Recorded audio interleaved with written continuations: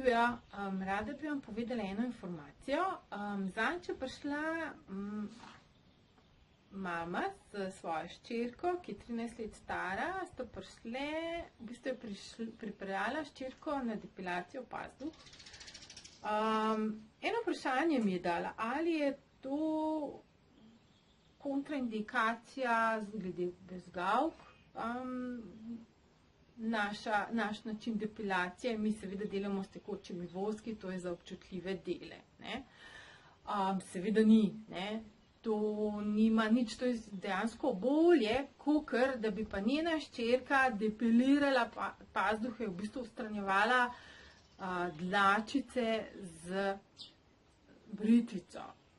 Ker britvica, ali jo mi res vsakič vržemo v smeti in novo vzamemo, pa vsakmo depiliramo, ali mi res dezinficiramo po vsakem posegu in potem pred posegom britja dezinficiramo, mislim, da pozabimo. Se trudimo, seveda, ampak marsikdo pozabi, in če je to kakšna infekcija noter, kaj lahko dobimo? Ja, mazulčke, ture.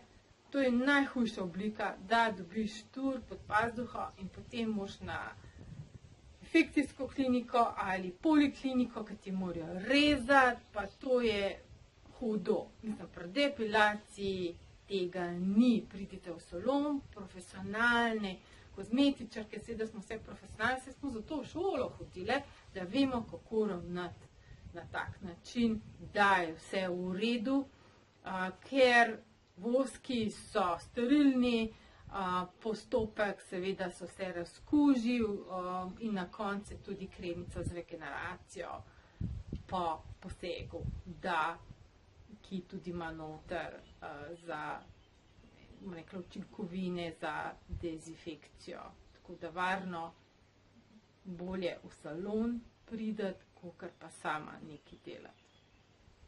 Lepo se imejte. Evo, upam, da sem vam kaj pomagala, vaše skrbi, da sem odgovorila na vaša vprašanja, če vas je skrbel glede depilacije v salonu ali britja doma. Dio!